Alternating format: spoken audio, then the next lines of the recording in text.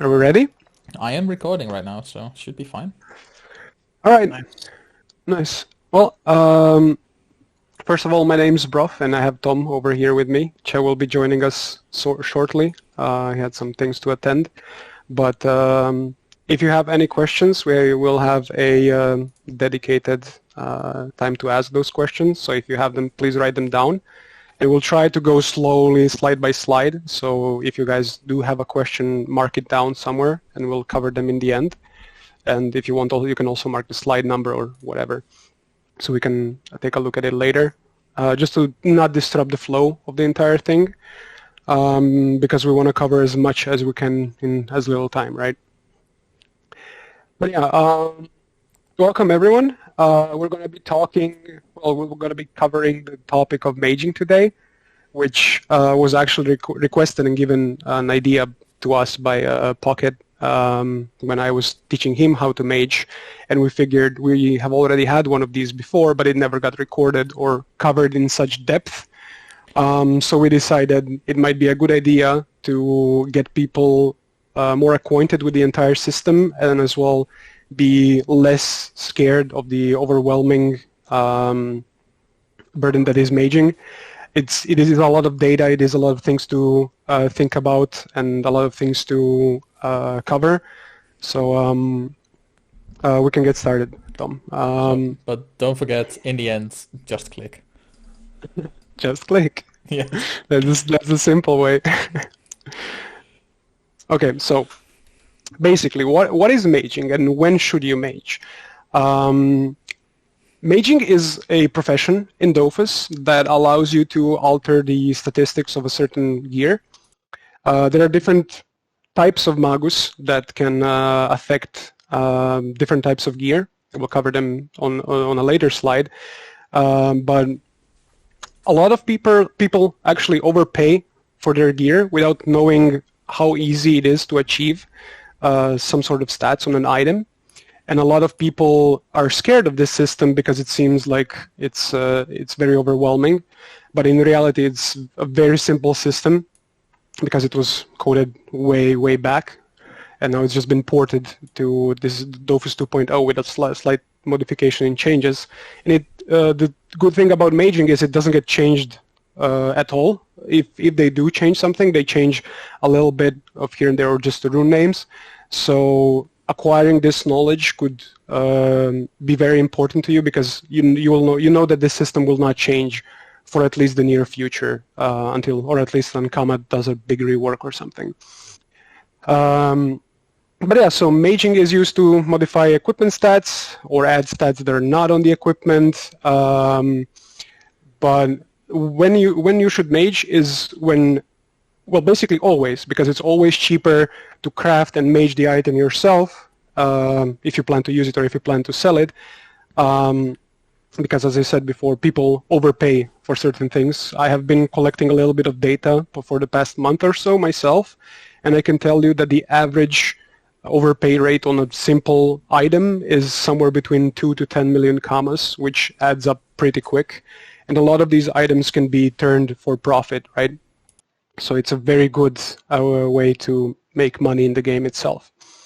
So now that we covered why you should mage, we also have some topics to cover which are like why items are cheap to mage, how to calculate some different prices, and how to see if a mage is worth doing or not worth doing, and as well as we'll cover the topic of AP and MPXOs. And for those of you who don't know what those are, usually on rings, you can have an additional AP or MP slapped on top of the statistics of the ring itself. It's usually rings, sometimes it's other items. But yeah, we can go to the next slide. Yeah, I will add one thing though. It's not always cheaper to mage. If you have old items that are like in between end game and like early game, usually those items are dumped just to get rid of them quickly. Yes, you're correct, but talking in the specific range of level 200 items, a lot of the items are cheaper to craft and mage. Some might not be, so always make sure that you calculate it a bit through. Right. But yeah, as I said, there's different types of maguses in the game. We have Jewel Magus, which covers rings and amulets. Shoe Magus that covers belts and boots, Custom Magus which covers hats, capes, Craft Magus which covers shields. Then we have Smith Magus that covers a range of weapons. It's divided in both Smith and Carve. Carve Magus does bows, wands, and staves, while Smith Magus does swords, daggers, axes, hammers, shovels, scythes. So my honest suggestion is if you plan to start maging, the easier ones to start with are probably Custom Magus and Shoe Magus. Jewel Magus is also okay if you're doing amulets, but rings don't sell very often in just maging them. You need to exo them, and exoing, as we'll cover later, is basically a gambling mechanic which can lead you to go bankrupt. So my suggestion is probably Shoemaker, because a lot of shoes have MP, and those are easy to mage, as we'll cover soon. And then when you feel comfortable with the entire system, just move to something that is more comfortable for your style, and once you find things that you like maging, you'll get more adapted to it and you'll have more experience. One thing to also note, probably among these, the most expensive one to level up is probably Craft Magus, because shields are very specific, and I would not recommend leveling that Magus unless you're just doing it for completion, but I would avoid it completely, or I would leave it for last. There are also some people that like loan you items for like a certain price, because when you're leveling Magus, you level it, unlike the crafting professions, when you're leveling Magus, your level changes, the level of equipment you can mage changes with your Magus level. So you basically want to switch items every 10 or so levels. So you want to keep up with that. So you will need to be either buying new equipment, or some people do loans. This might also be an idea for you, Zane. If people decide to do this, we can make packs that people can borrow to level their Magus. But Broff, don't we have a slide about leveling? We do, but I'm just covering this here as well, but you can move on to the next slide, yeah. First of all, we need to cover what are runes. Runes, or as we like to call them, just fancy rocks, are acquired by crushing some items that have some different stats.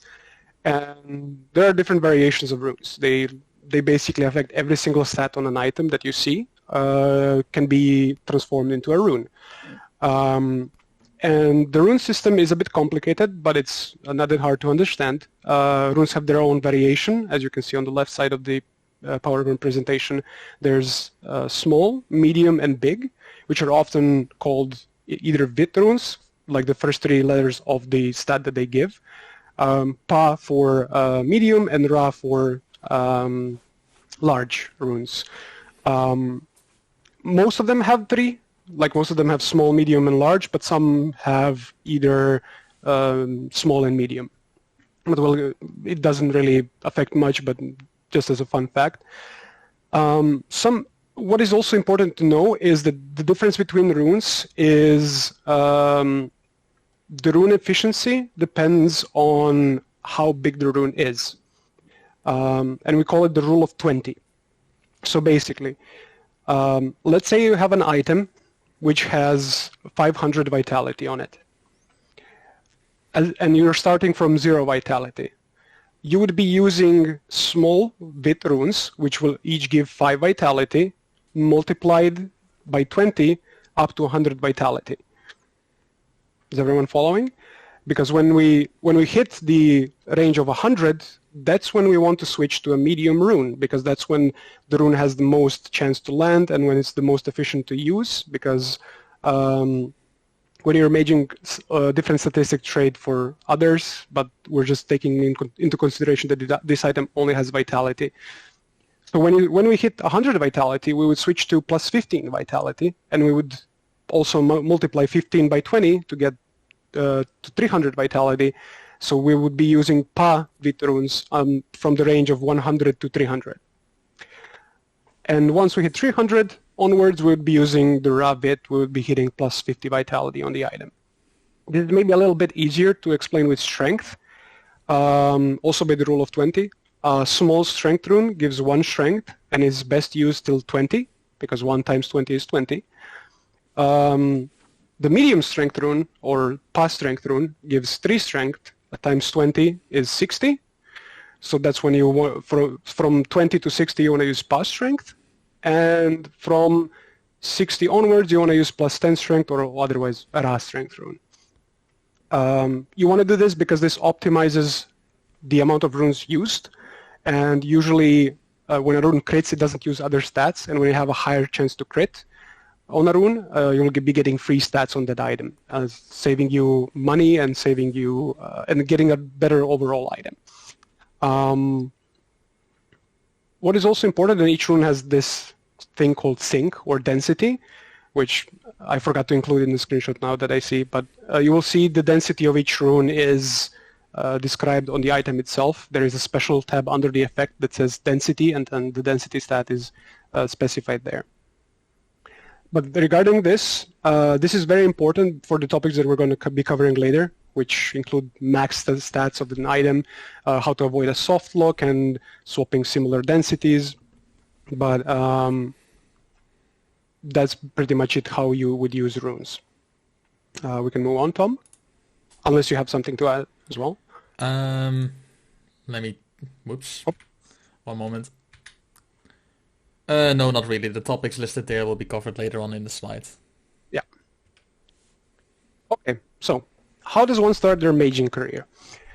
First of all, you want to pick one of those magas and try to avoid craft magas, as we mentioned before. And you want to scan through the market or scan through the equipment tab and find items which have the following stats: damage, wisdom, heals, prospecting, or pushback, because those runes have very high sync and they give more EXP when you land them.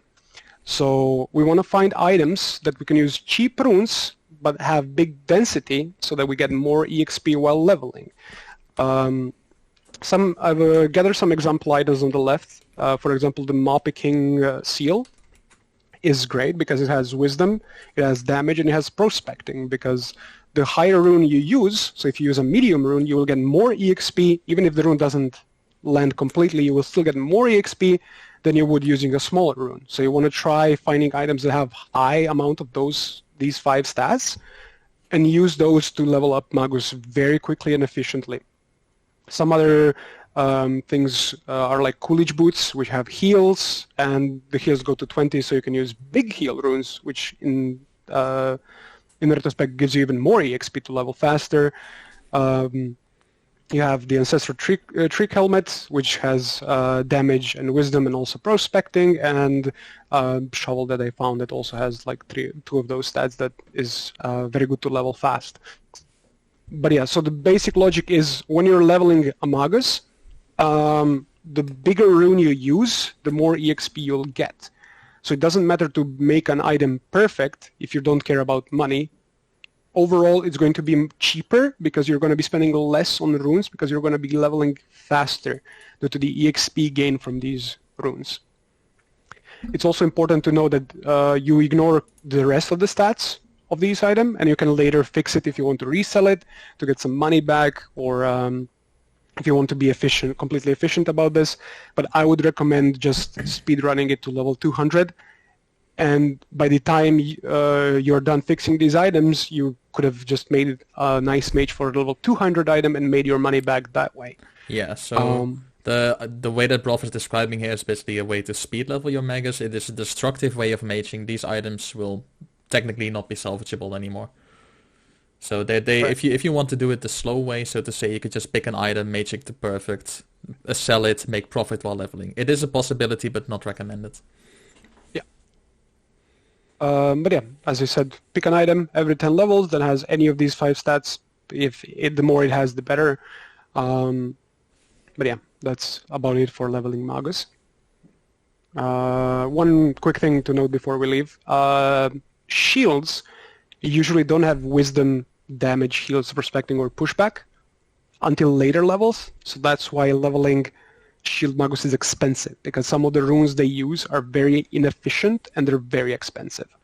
So that's why I would avoid Shield Magus or Craft Magus, as you will. And the shields themselves are also pricey compared to something like an Ancestral free helmet. Yeah, correct. Okay, so now that we got done in with the basics on how to start your maging career, we're going to cover 5 basic topics that we picked out for you guys.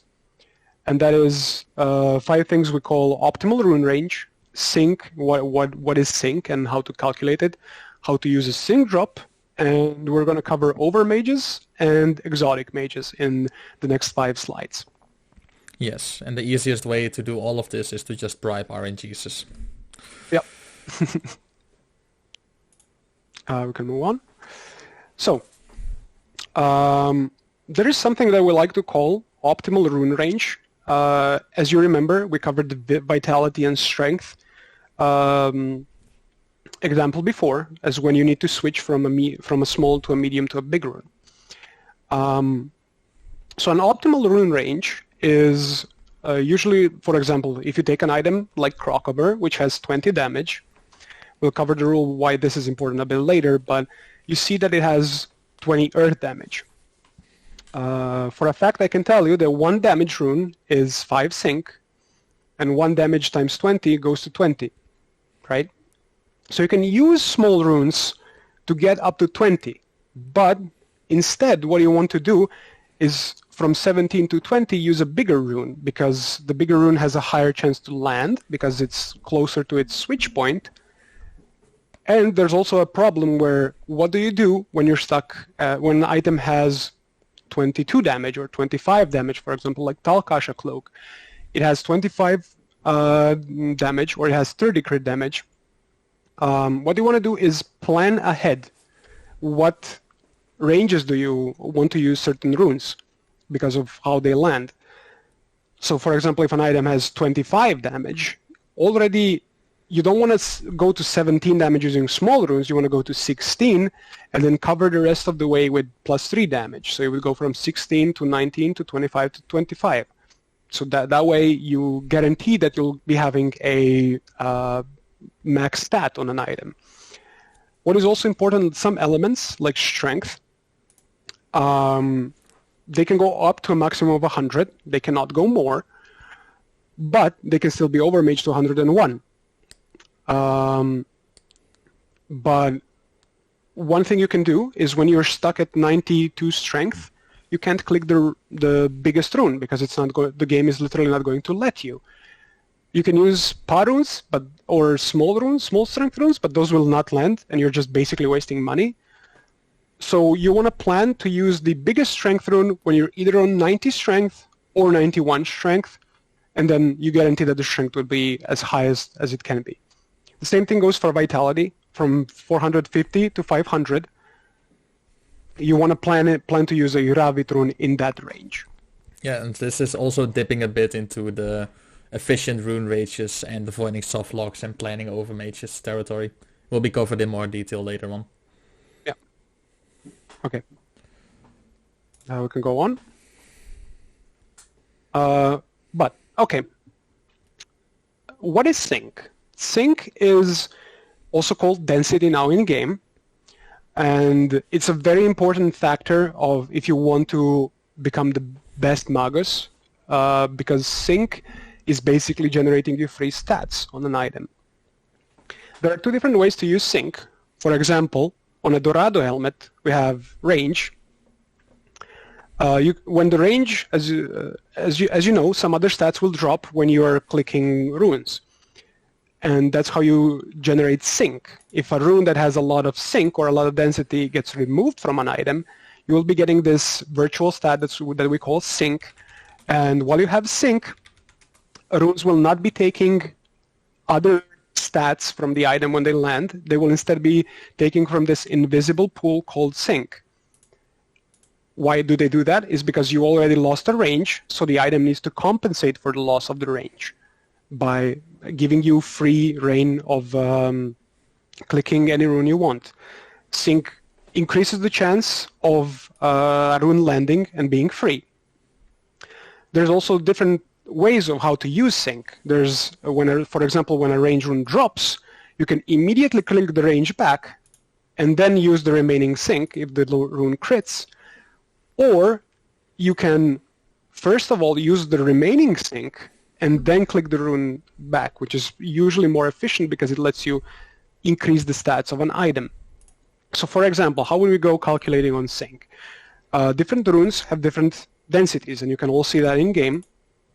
But on the left side, table as well. Yeah, perfect. Actually, can you put it to the right so we can calculate it immediately? I can. Yeah, perfect. Oops. Oop, there we go. So, as you can see, this is a very specific item. Usually you want to hover over the runes on the left so you can see, but I've created this screenshot so I can explain. But when on the left side, when you see plus sync, that's when you know you will have this invisible pool of points, we call sync. And you can calculate it very simply. We have a simple first one, the first row that says below the Dorado. We have -2 AP parry, and I know for a fact that there was a Ra Vitrun used there. So if you check the table on the right that Tom provided, the Ra Vitrun has a sync value of 10. And we lost 2 AP parry. And if you check AP parry, one AP parry has the sync value of 7. So 2 times 7 is 14. That's what we gained in sync. But we also applied a Vitrun, which was 10 sync. So 14 minus 10 equals 4. So we have 4 sync, which is basically being used for us for free, that we can use to increase the stat. Below that, we have a bigger sync drop, which is using a range rune. If you look on the right side, a range rune has a sync value of 51. And then we have -1 wisdom. 1 wisdom is 3, so we're at 54. And -2 agility, which is 2, because 1 agility rune is 1 sync. So we're at 56. But because we also have the 4 sync from the line above, we bring it to 60. And now we need to calculate. We used we see there 56 vit, which you can round out to 50 vit, and that's 10. So 60 minus 10, we have 50 sync exactly left. And then how do you go about calculating it? You can either use a calculator or do it in your head, but wherever you see on the left side where it says minus sync, you would look at the sync value of that rune and then deduce it for the total number that you have left. So for example, where the yellow line is, we have exactly 50. And then we don't lose sync until we see the second earth rune being used, which would be 5 sync if you look at the table on the right. So it means we had 50, and when we use the earth rune, we dropped by 5, so we had 45 left. And you can repeat this process up until you hit 0, and that's when the item will start taking from your other stats. So you basically want to use it as much as you can up to 0, and then click the big rune that uses it to drop the sync, to gain the sync, in this case range.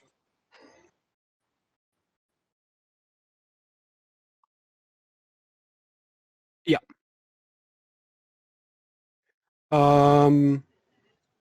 Okay, we can use this example for people to count later as well. Let's cover 1 or 2 more slides and we'll have a small break to answer some questions. But yeah, a sync drop is also what we like to call a target of opportunity, because you can use, as I said, this sync to generate additional stats for free. As you can see on these screenshots provided by Chev, also hi Chev, welcome. Hey. He's here. This is 2 screenshots of a range drop and an AP drop. This is what it looks like in game. When you see the AP or range or summon or MP drop, that's when you know you will have big, large amounts of sync. And it's usually good to use that sync before you reapply this rune back, because it has a high chance to increase your overall item stats and have a nicer looking item in the end. Items that have AP, MP, range, and summon are often very good items to Mage because they're easy to learn and they're easy to get their stats up to their max possible. For example, on the left side we have Chev Maging a Pandemonium Amulet, and he dropped range and he dropped AP. And then you can already see that after the range drop on the second screenshot, you can see that the damage is already looking better, the initiative is. So our recommendation is when you see a range drop or an AP drop or whatever, use that sync. Calculate it, leave it at 0, and then click the big rune that used it to drop back. This can obviously fail, and it can still change for other stats, but it's a shame to not use sync because it has a big chance to crit back and to give you free stats on your item. Okay. Yes. Anything you guys want to add on this? Well, maybe good to whoops once again.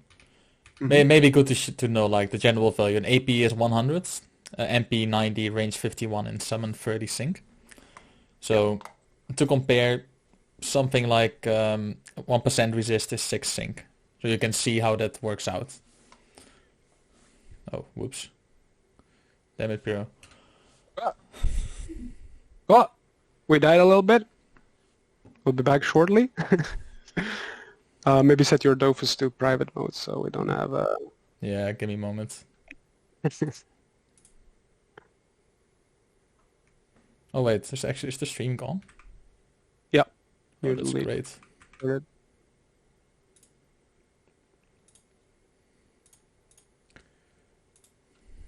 I see that bug still isn't fixed. Yep. Alright, yes, we're back. Okay, we're back. Let's give it a minute so all the people can join back. Apologies. Might actually be a good chance to like have people ask some questions that probably are there.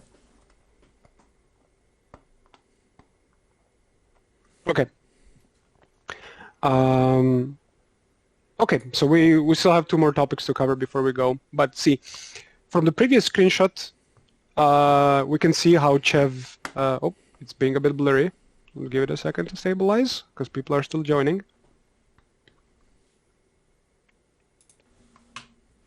Okay, is it... Okay, it's decently visible now. You can see how Chev, when his AP dropped, has used the remaining sync to bring the item to this very beautiful looking amulet, to almost perfect stats.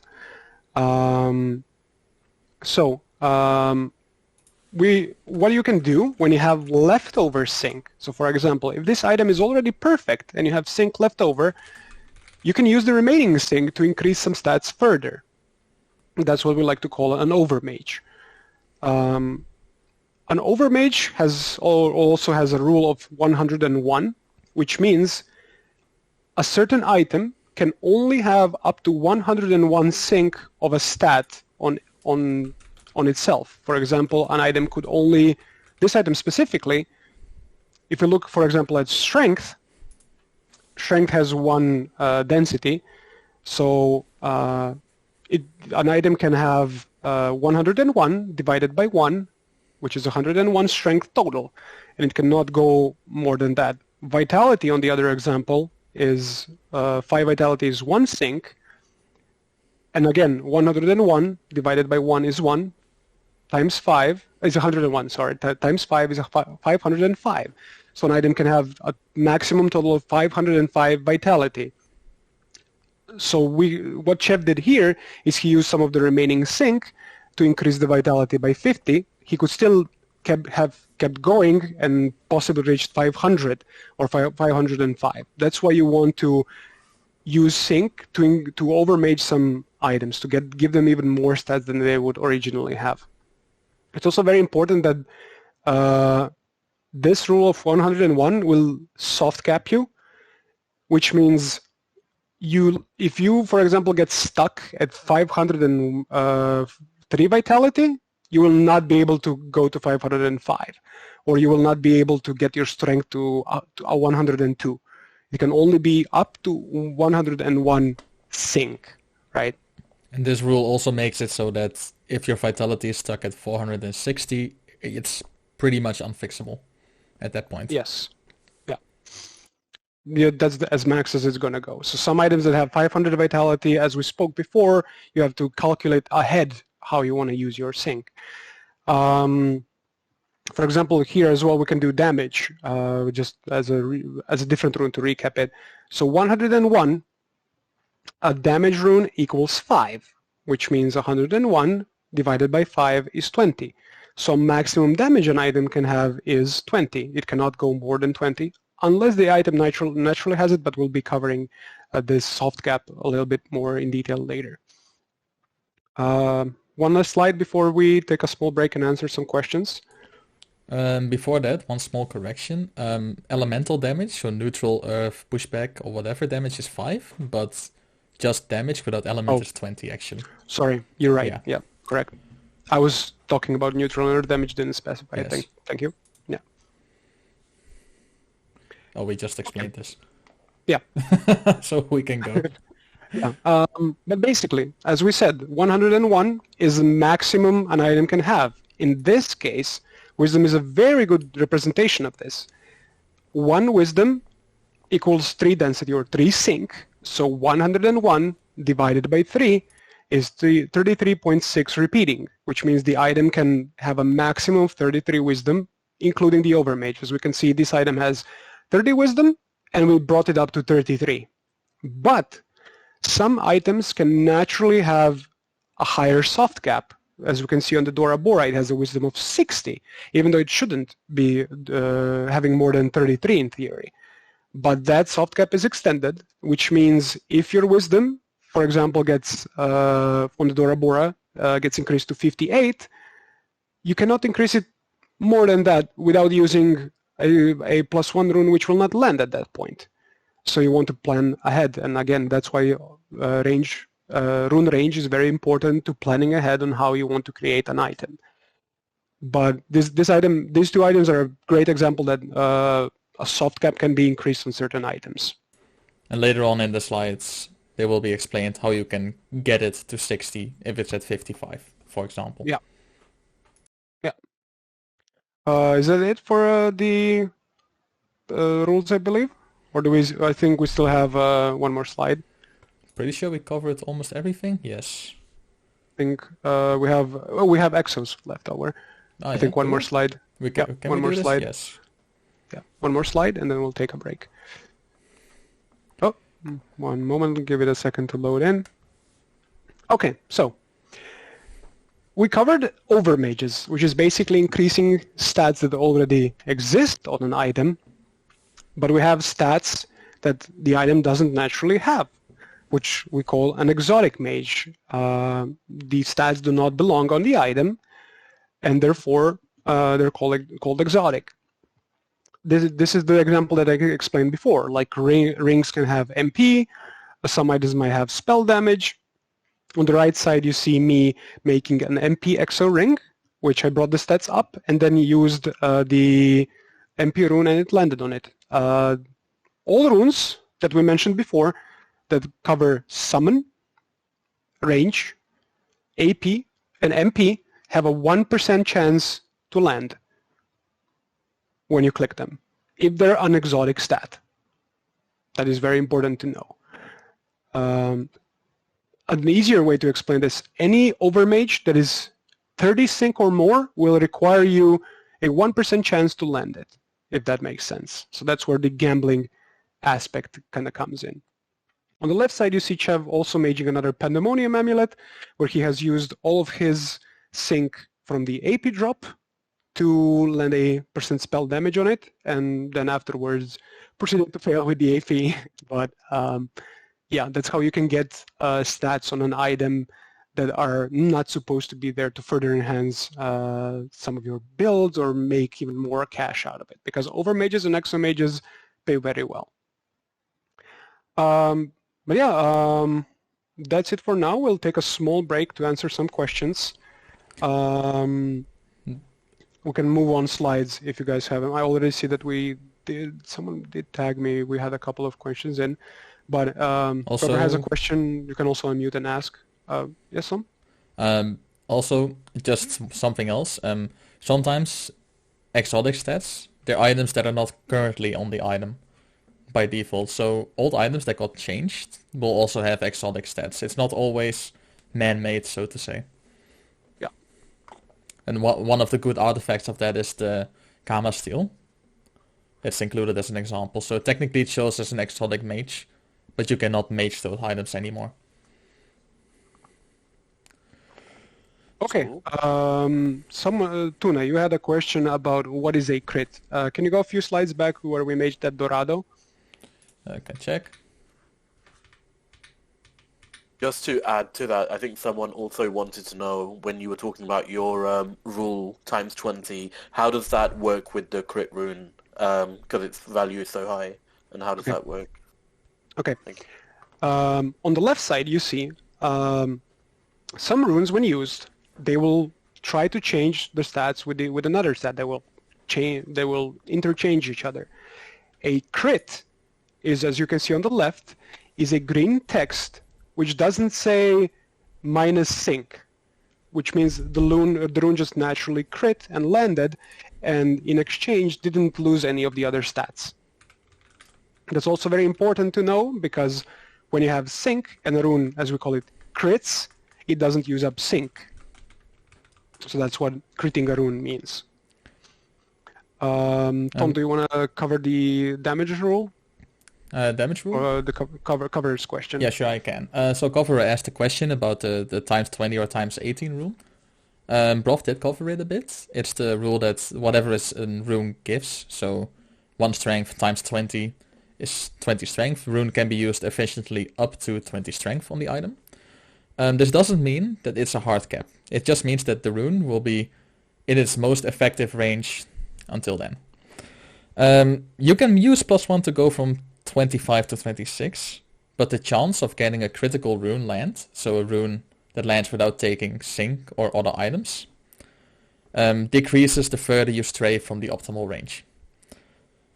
And it will stray so far that technically if you want to go from 90 to 91 strength with a +1, it is so far out of the effective range that it will not work anymore. You'll need a critical success. Yeah. And predicting. Let's just cover the question because it's in chat. But Cover asked, how do we predict the probability of a rune landing above the times 20 rule? There is no real math about this. The rule of 20 was discovered by some code diggers way back, and since then we've been just keeping track of it. There is no real probability of when it's going to crit and when it's not, or when it's just going to change for other stats. That thing was never given out by Ankama, or nobody has delved so deep to test it. But yeah, I mean, there is only one item that has like so much stats that it goes like above, like let's say you needed a room bigger than Ra. So there are examples of those items. Yeah, so when you're basically times 18 on the cap, then you need to crit on every rune, basically every rune. Like example is pushback damage on Vulture Cape. Yes. It has 60 pushback damage, and once you hit 54, the only way to go to 57 is to crit. So to land a 1% success. Tom, can you quickly open the item that we're talking about so people can Sure, let me check if I still have the game open. While he's doing that, I wanted to ask one more thing. So you had a slide where you spoke about the damage runes and which ones are better to use in different circumstances. So, for example, if we had a 20 damage item and the stat was 17, you've advised using a +3. Yes. What if my item had +13 damage? Wouldn't it be better to use a +3 rune because it would have a higher chance to crit? And then use a +1 rune and then +3 again to get to +20? Like, if you explain a bit about that scenario. The question you want to use the +1 first and then the +3s? Yeah, the reason to do that, first of all, is because small runes are usually cheaper. A small rune is usually way cheaper to land than a +3 is, because a bigger rune is usually combined of the smaller rune, and it's almost 3 times plus a little bit more price. and smaller runes have a higher chance to land than a bigger rune from the smaller range. So it's usually a waste to use bigger runes until you reach the soft cut where you need to swap to them. So it's usually just better to bring it to 17 and then go to 20, then go to 16 plus 1 and then plus 3. Because it's usually just cheaper. You obviously can do that, and it speeds up the entire process of maging, but it is not as money efficient as the other method is.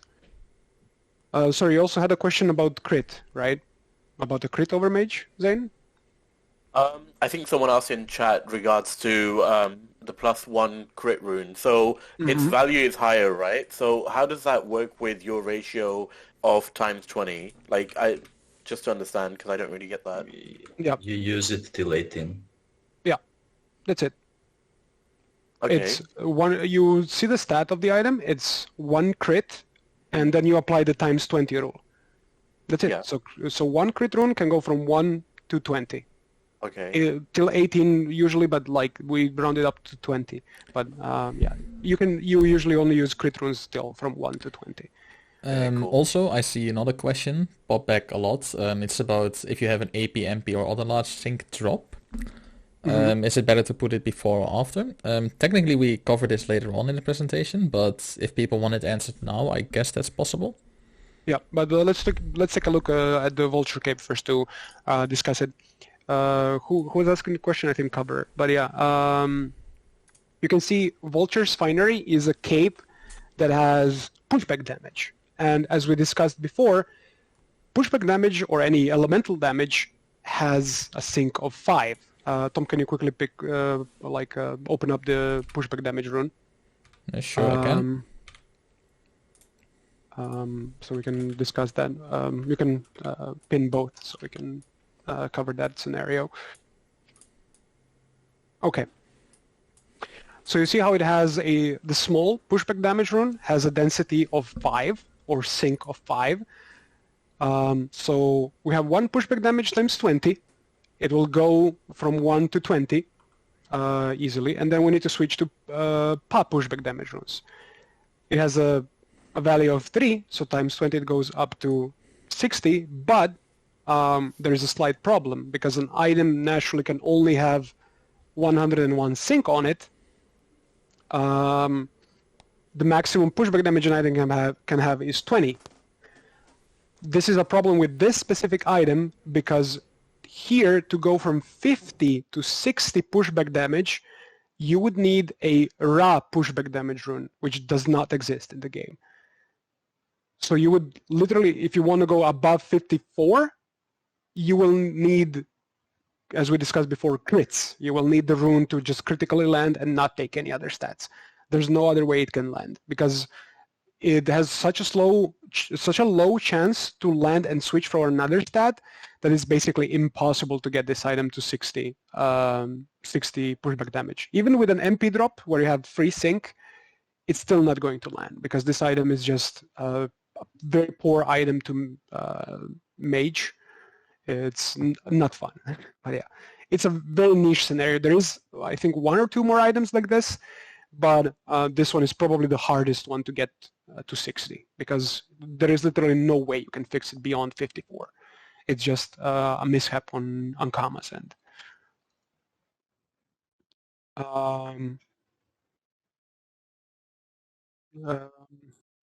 Any other questions regarding any of the topics we covered so far? They asked for the AP first or later. Oh, yeah. And it's simple answer. Like if you want just a perfect item or a small Overmage, you add the AP back first. But if you want more, you add the AP last. So basically, that's the simple answer, and the explanation for it is that the less lines or the less sync there is on an item, the easier it is to accept an Overmage or an exotic mage. You mean the more sync it has? No, the less lines that are on the item. So the MP being gone gives it the sync, but the MP is not present on the item. stuff like that. The more stats the item is missing, the easier it is to get an Overmage. For example, in this Vulture Cape, if you completely ignore the pushback damage, you could get everything else pretty much max or next to max. Hope that covers your question. We will also be doing some live maging, so you guys can see some of our thought processes on some items. But yeah, if there's no other questions, we are pretty much ready to continue. Let's give it a few seconds. Okay. Oh, I see some Insolencia is typing. Maybe another question.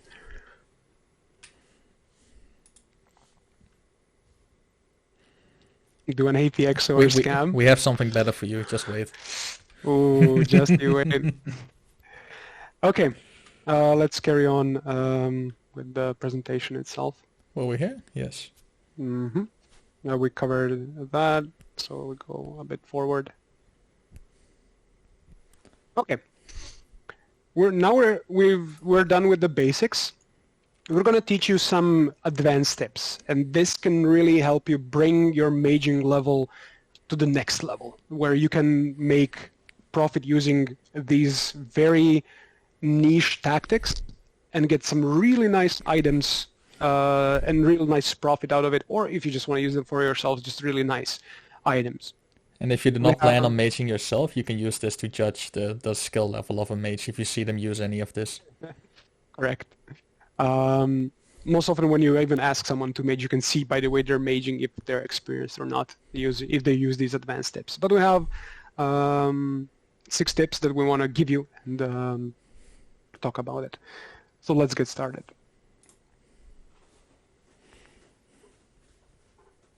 Okay. Tom, do you want to cover this because you made this slide, or? Yes, basically I can do this. So this one we call the Overmage stats swap, fixing stats the correct way, and this is because of what we covered earlier with the runes in the effective ranges. It sometimes makes sense to use a bigger rune than needed to fix an item. In this case, the chance was overmaged by 6 because it was at 46, and technically you'd need a +3 to bring it closer to the desired level, to the 80, but it's outside of the effective range and it's close to the max stat, so the chance of it landing is lower than the +10. The problem is, the +10 will overmage the item. Now, one rule that we have not covered with maging is that overmaged stats will drop before taking sync or other stats on the item. This can be used to your advantage. In this case, it will be used to fix a % resist. I added a bunch of text and an arrow to illustrate it, but I'll also explain it. In this case, the chance is 6 overmage equal to 6 sync. The resistances are not maxed yet. A % resistance is 6 sync. So a 6 sync overmage on the chance can be swapped for a +1 resistance, while not dropping the chance below its max. This is illustrated because it's +1 fire resist and -6 chance. This way you have no sync loss in dropping the stat, and you can continue on maging with the max chance at max. Yep. Is that clear enough, or do you want to add something, Broff or Chev? Yeah, basically this trick is to max a certain line on the item, so it's ugly to see like 77 chance or something, so you wanna push it above, and then preferably use a rune that exactly brings you back to 80, so if you have like 7 chance, you wanna use 7 sync rune to drop it to 80, so it's a clean 80, because we're no fucking bitches, we mage clean items. We like money, so we need to. We like money. in the case, just to show a fact on this, if this item had 87 chance, you could use 8 reduction, which is 7 sync. That's yes, small and fact.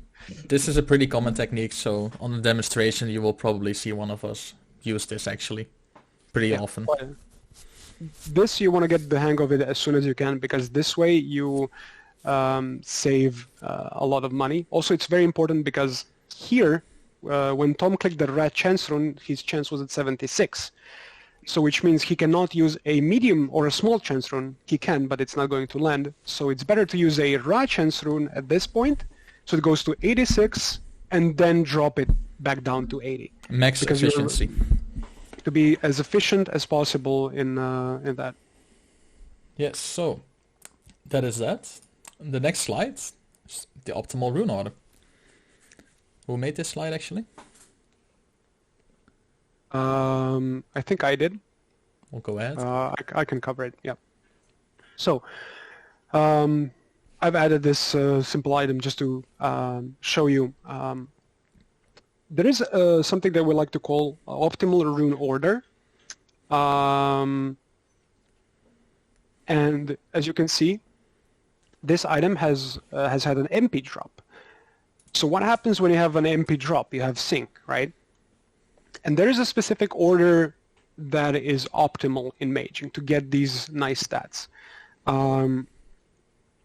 You want to go from when you have extra sync, or just when you're maging in general. Doesn't need to have a drop or anything, but you want to use the lowest sync first, and then slowly switch to higher sync. For example, in this particular case, when the MP dropped, first of all, I used the small resistances, which are 2 sync. Then I switched to resistances, which have... then I switched to damage, which had 5 sync. Then I switched to resistances, which had 6. And then to top it off, I used some spell damage. I also... actually, I messed it up. I should have used water damage, but I used it last, because I believe the range was like 17. But you want to use smaller sync to higher sync, and then if you want to be even more efficient, you can look at the price of specific runes. For example, in this case, earth resistance was cheaper than air, so I use earth resistance first. This is important because when runes are landing, they will usually switch for other stats. So you want to fix the ones that are usually cheaper, because it means the overall profit on the item, or overall the cost of the item, goes down way less, even with these small little adjustments. Also, you want to use lowest sync first, so in case it drops a bigger sync, you will have more sync, but also higher sync runes have a smaller chance to land. We covered all of these before, but you want to go always from smallest to highest, both sync and rune cost, so that you are the most efficient and you're not wasting money while going while maging items. A very good example would be if an item has a critical percent stat on it. Usually I would do crit last. So let's say an item has like 4 critical percent on it. I would keep it at 3, and then I would raise it to 4 as a final rune. You also want to increase all the stats. You basically want to loop through this. You want to go smallest to highest, increase all the lines at once, and then repeat. Going to go small to highest on the second time, increase lines and keep increasing, because this is the most optimal way to increase stats without having any MP or any sync left over. So yeah, anything you two want to add as well to this? I do have a question from Koffievlek that ties into this slide. It has to do with fixing lines that are entirely gone, but that you don't particularly care about, like prospecting on a PvP item. His question was, is it worth it to fix these, if only for the extra sync that they can give when they drop? And the answer to that is, it depends. Usually yes, unless you're only going for the best, only if you're going for a mage that requires an MP or AP drop. Because technically MP or AP has a higher chance of dropping when prospecting isn't on the item. So yeah. If you're just doing a casual max mage, by all means max it, use it as sync, but if you're going for a high overmage or high exo, don't bother with it. Yeah. It's up to you to figure out what an item needs for your build, or just to make profit out of it, right? Yeah, if the item doesn't have a big sink, you should always max. I mean, you should always have like some spare stats that you can drop for other good stats. Yeah. Okay. Yeah. That's the optimal order. Anything you two want to add, or can we move on? Nope. I'll just post a Trespass belt Mm-hmm. when I find a picture. So where I had heals and lock and shit, and it dropped, and it was basically I just kept the stats up. Posting the picture now. I just kept the stats up. It has heal, it has lock, it has neutral damage, and when I clicked crit, heals dropped and neutral damage could drop. For the people that are not following, there's a voice channel on the chill channel, like the text channel. The picture is posted there. You can show it if you want, but we can move on. Yeah, we can go to the next slide as well. Okay. Any of you want to cover this, or do you want me to cover it? I can do this. But yeah, so this is a slide about avoiding softlock. It should, in theory, make for cheaper and easier maging. In theory, but probably not, because maging is still random. But yeah, this ties into what was discussed earlier on with the planning ahead. And to explain this, we first need to look at what a softlock is. So this has to do with the 101 sync rule, meaning you cannot fix an item that is at 92 intelligence, let's say, because the +3 or +1 will not land, and the +10 will be blocked as it would break the 101 sync rule. So what then? You're stuck at 92 intelligence and the PP is not happy. You need to be strategic in order to fix this. So you would need to... Yes? Yeah, I was going to say this is also important for damage, because +1 damage has a lower chance to land from 19 to 20 than 17 to 20. That also answers the question that Zane asked earlier. That's why you want to go from 17 to 20, because you want to try and avoid the softlock. You want to use the rune range where it's important. So, for example, the game will literally not allow you to use +3 damage when you have 19 damage because of the rule 101, or 92 intelligence. The game will literally not let you click the rune. It'll just return it back to your inventory and say you can't do that. So you want to strategically plan ahead your items, and again go from small to higher and think about how the item is going to work out, so you make some good looking items. And that's also good because the better the item is, the more money or the better stats you have, a more optimized set. Yeah, so yeah. The more extreme way to force this is to, in the example on screen, the wars threads, keep the intelligence between 60 and 70, so you can do touch-ups with +3 runes. But that's the only way you can guarantee a high int. Yeah, and then you would keep it between 50 and 60 with +3, and then when the MP drops is when you would raise it to 100. Yes. And then, yeah, then that's how you would do it. This is also why boots are a very good way to make money, because they have the MP drop. Then again, just note that this is only if you go from max. If you're fine with 92 to 100, by all means forget what was just said, just click. But if you go for 100 or 99 or 98, if you want to have any influence on that, you'll have to keep it low so you can touch it with the +3s. Yeah. Okay. Do we have anybody that has a question or wants to add something to this? Not from my part, no. We can move on. I don't see anybody typing in chat either. Yeah. Well, then we can move on. But yeah, sorry, one last thing to add is softlock is very important to avoid, because some points you might just not be able to fix the item and you have to literally spam random runes on it to drop it, which we'll cover soon. Yeah, there was also somebody typing just now in chat. Don't know if they had a question. Wait a second or two. Nope, Okay, then we can there's move on. back. Oh. We'll wait for the question. Mm-hmm. Yeah, so this actually applies to stuff like damage, 20 damage. doesn't apply to lock, because 20 lock is 80 sync. You can still fix it with +3s. Yeah, but it applies to, for example, if an item has 25 damage or 30, like Tlkasha. Okay, we can come to the, as I said, we can come to the question later. Let's move on. Yeah, so the rule of equivalent exchange, also dubbed the rune alchemy. Yeah, do you want to, Chev, do you want to cover this maybe? Chev is just gone. Oh, this one. Yeah.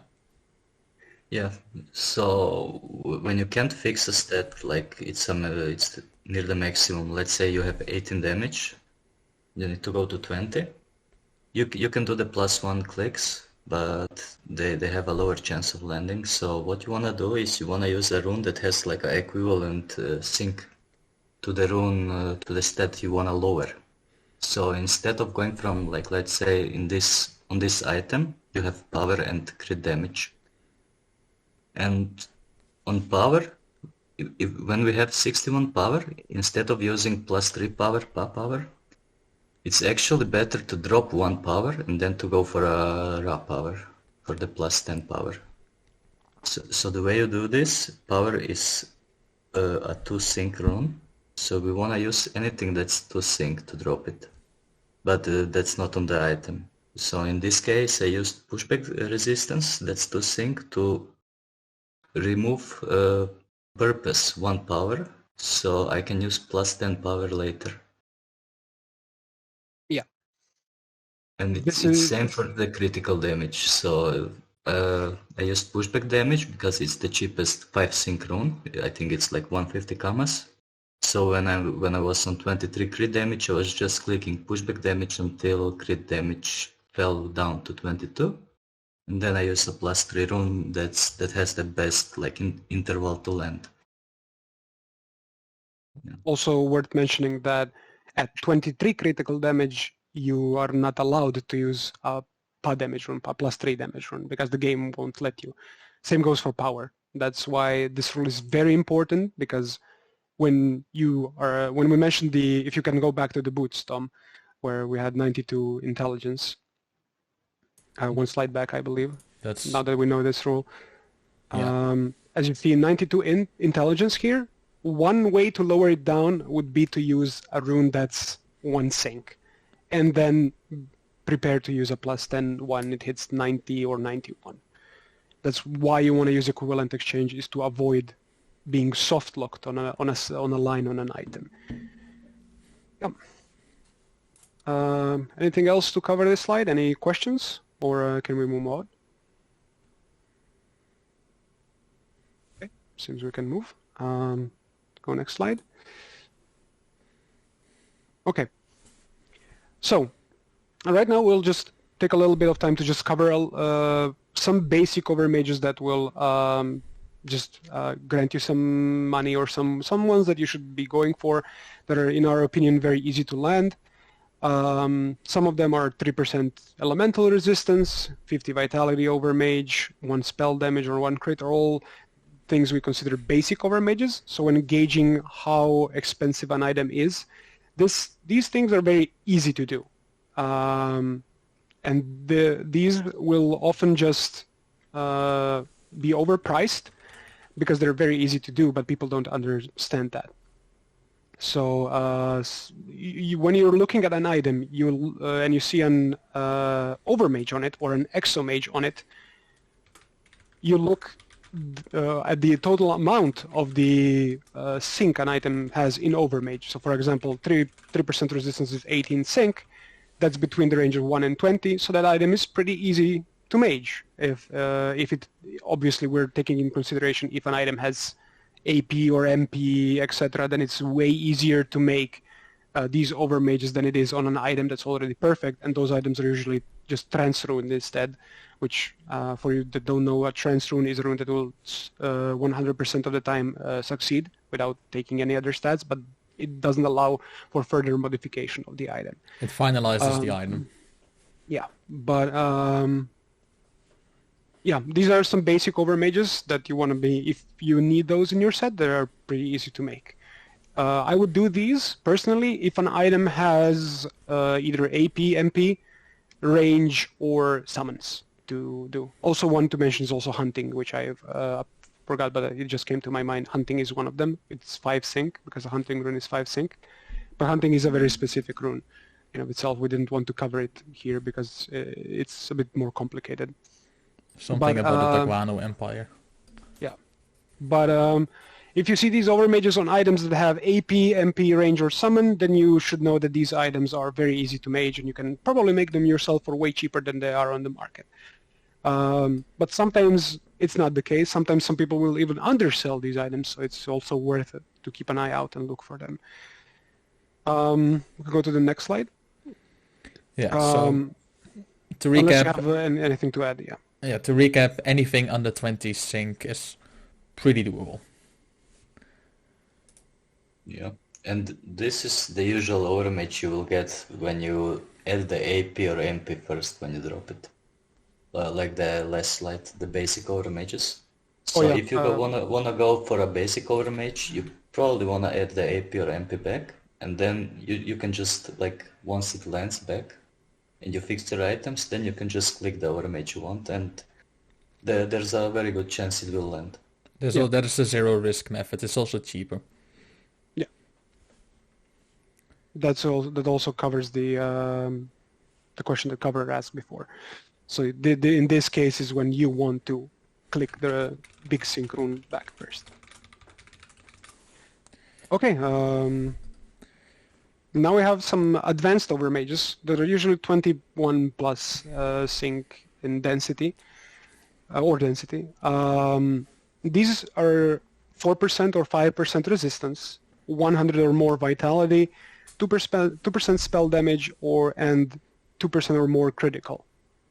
What is important to know is that an overmage that is 30 sync or more, you need a critical success on the rune when landing to achieve it. So for example, if you had 4% resistance, which is 24 sync, because each one of them is 6 sync, to get an item from 4% to 5% resistance, you would literally need a crit. It's a 1% chance to land. Same goes for 150 vitality, same goes for 2% spell damage. If you have an item with 1% spell damage, the second spell damage has a 1% chance to land, which is also a critical hit. Same goes from going from 2 crit to 3 crit. This is why these items are super expensive, because when you have an item with 2% spell damage and very, very good stats, that item is a 1 in 100, basically, is what I'm saying. So this is why these items are very expensive, and by this way you can gauge how hard an item is to mage. A 2% spell damage item is usually very expensive. Like, for example, if we take a Cthulhu Mask, a regular Cthulhu Mask ranges somewhere between 1 and 1.5 mil, but a max statted one with 2% spell damage goes as high from like 60 to 80 million commas, because it's 1 in 100. So if you get lucky and you land those, please make sure to double check the actual price of the item, because these are very important to know, because you will be more easily incentivized to mage and more easily decipher which item is worth more and how much you should price it for, or how hard it is to make. Yeah, we have a question. Toon asked if we could cover trance runes. Now that you mentioned it, we forgot to include them, but we can cover them after the entire thing and see how the trance runes are used. Yeah, so the trance runes can be used to make some of these, because there is a 2% crit trance rune, but there's limitations with those. So it's not always possible. That's why this is relevant. Chev has some examples. I can show those if there's time. I mean, we can do it on the Yeah, end. so we can do it at the end of. Like, it's usually like hunting plus Atra rune, or Oh yeah, that's a good example. You go to 8 crit damage and you make the item perfect, but you only have 8 crit damage, and then you use plus 6. I mean, And we there's can also keep like the it for the mat end. behind it. Yeah. Yeah. We'll cover it in the end. Yeah, good question though. Okay, is there anything else we have left over here? Oh wait, we're almost at the best Yes. part. Yeah. Okay. Okay, Broff, this is your show from now on. Yeah, this is mine. Yeah. So, the most advanced tactic that we use in maging is called brisage, or as we like to call it, French magic. Some items, for example, the items that we have here on the screen is a Seshuckler, and as you can see, 1 second, the stream is loading for me. Oh, there we go. As you can see, this item has no things to drop. This item is used in builds that want all the stats near the max possible. The chance of getting that item could cost you in the range of millions and millions or tens of millions of commas. So what we would do instead on this item, or some specific items that you see that have no sync, and you want the maximum stats, and we're talking items that don't have prospecting or heals that don't need them because you can use those as sync, as Chev explained before. But what we do here is we make our own sync, is what we would like to call it.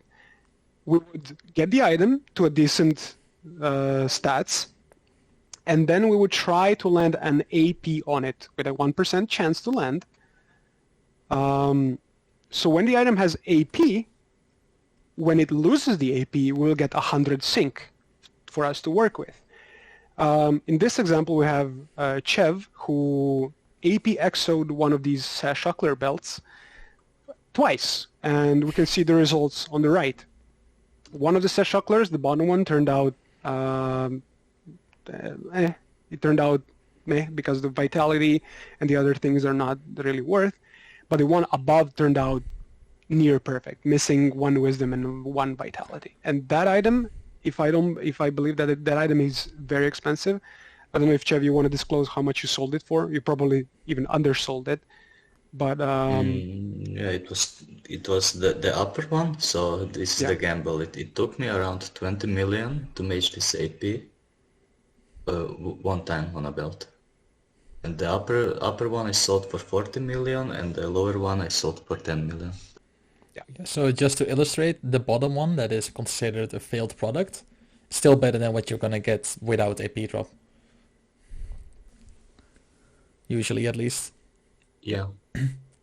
Other items that this tactic is applicable to is shields, usually.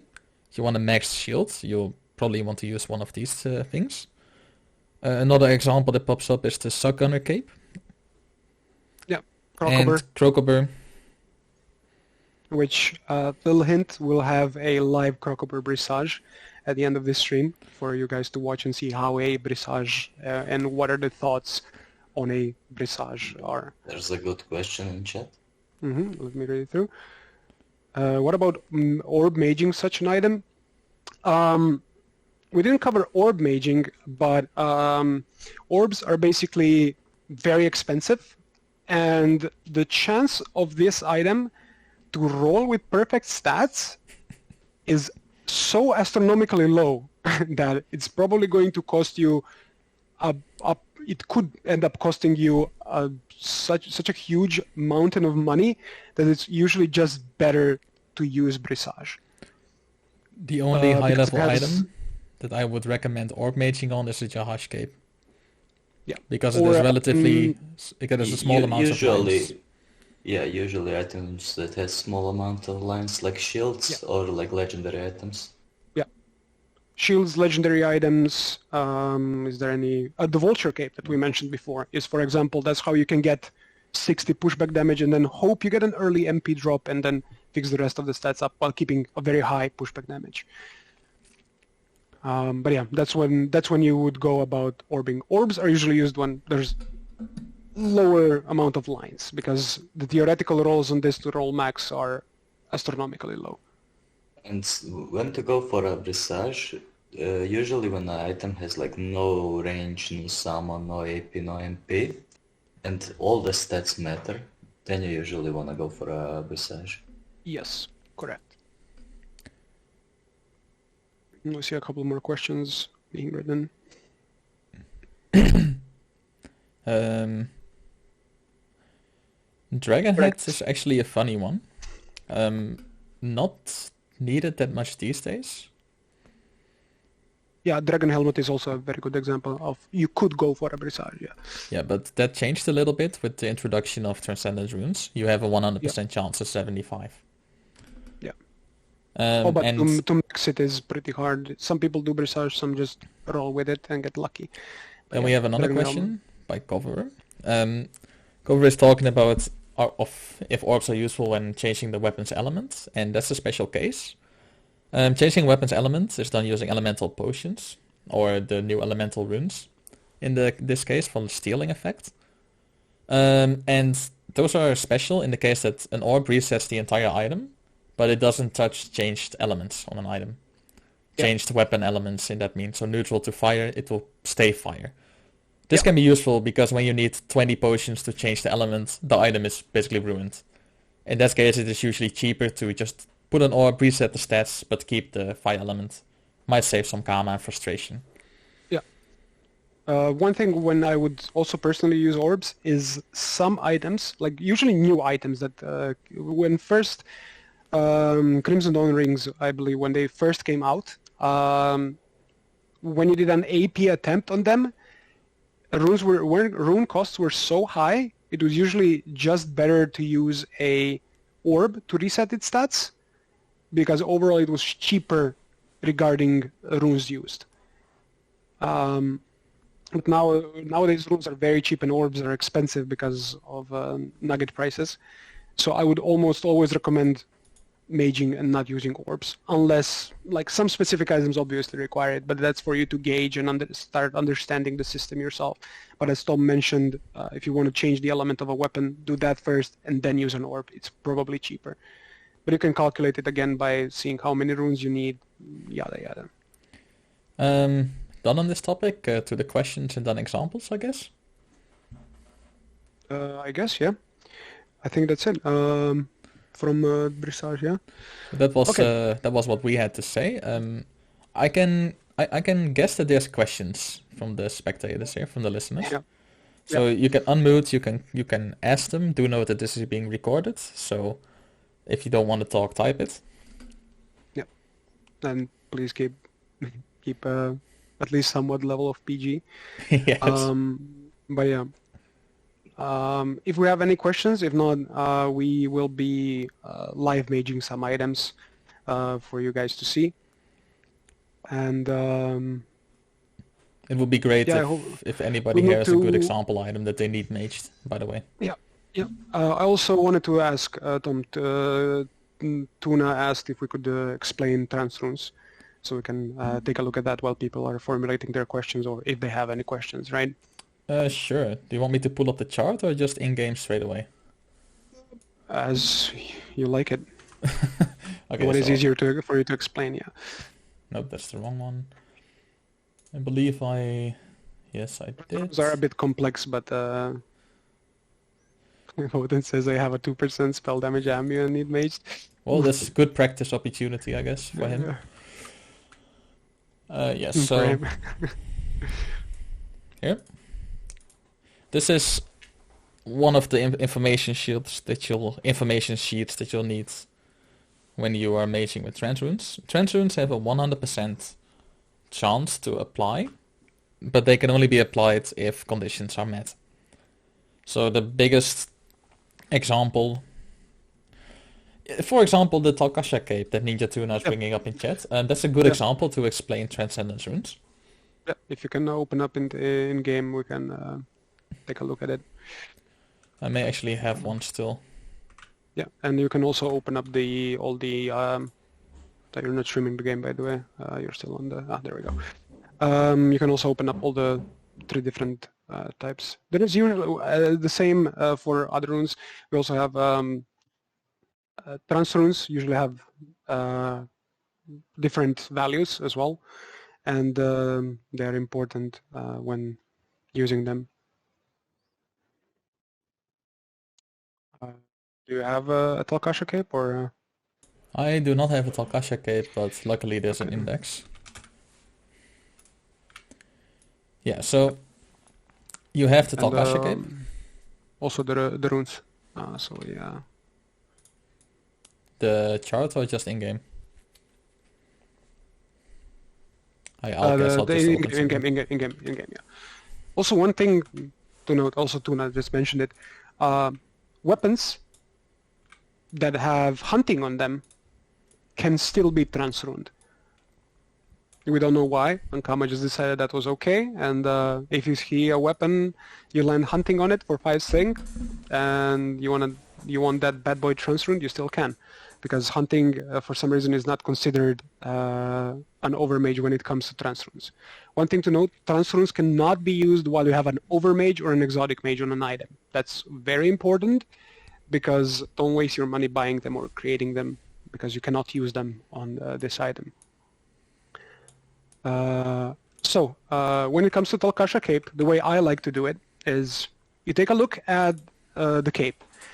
We're doing crit damage. I thought you were going to do just raw crit, because that's what we were Oh yeah, talking raw about. crit. That's a good one. Yeah, while you open that, we have another question in chat. What about negative stats? We actually forgot to cover that as well, but when an item has negative stats, for example, I'm not thinking of one right now. But one thing to know, when you're overmaging items that have negative stats, the sync value is halved until that stat reaches 0. So for example, if you have, let's say, on an item -5 earth resistance, if you want to go from -5 to -4, it will instead only cost you 3 sync instead of 6. That's very important to know. In some case, you're doing this. This is like usually used for Crimson Dawn items. And another question is, can you use a transrune on negative stats that have been increased? And the answer is no, because it's still considered an overmage. And for the negative stat rune, it is the negative rules only apply if you go from negative to negative stat. Yes, So correct. you may think that you're cheating the system by, an example, the Necrotic Bow, it has -1 range. Range is a 51 sync rune. If you try to overmage this, exo this to 0 range, remove the -1, it still counts as a 51 sync overmage. Yeah. So you cannot do 2 range on this. It will not happen. Yeah, correct. But for example, if you had -2 range, then that's a whole different story. There is an example of that in game actually. Is there an item with -2 range, right? Yes, it's a level 160 hat if I remember correctly. Mm-hmm. Somewhere I remember. 120, this one. So, oh, whoops. In theory, I haven't tried it myself. If you get 2 times critical success in a row, this item can have +2 range. +0, you mean? Yeah, you can get +2, which will result in 0 range. But this is all in the theoretics. I don't know anybody that actually achieved this. I was gonna try it on the Temporis for a good screenshot, but I value my time too much for that. Okay, let's cover the transrunes before we move on to some live maging. Yes. Okay. You want to cover it? Well, because the stream is a little bit laggy for me right now. It's slacking behind. Sure, I can cover this. Okay. So basically, the example that was put up by Ninja Tuna in game and that made me laugh a bit is the Talkasha 5% crit. It's an overmage that's pretty wanted, I would say. Like, people are looking for this. But it's also a ridiculously expensive mage if done well, because it's very hard to pull off. And technically, you might think, but why not use the bar crit rune? From 3 +2, 5 crit. Easy, done. You cannot do that. The Transcendence runes have rules attached to them for use. Some have already been mentioned, like you cannot have an overmage, you cannot have an exo. None of the items, it has to be within the preset limits. Only then you can apply a trans rune. But the trans runes themselves also have limits on when they can be used. So the +1% critical rune, the normal one, the 100% here on top, can only be used when the crit on an item itself is 4 or less. So you can put a 4% crit to a 5% crit, but not a 5 to a 6. Actually, you can put a 6 to a 7 as Oh, well, wait, because it's from 6? yeah, because how you calculate this is you see the Draconiros rune has 40 sync or 40 density. If you're covering it up, yeah, you see how it has density of 40, which means the remaining stats up to 101 is when it can be used. So, for example, you can use if the item naturally has 6 crit, not an Overmage, you can use a plus 1% crit on it, because let's say, for example, you have an item that has 6 crit on it.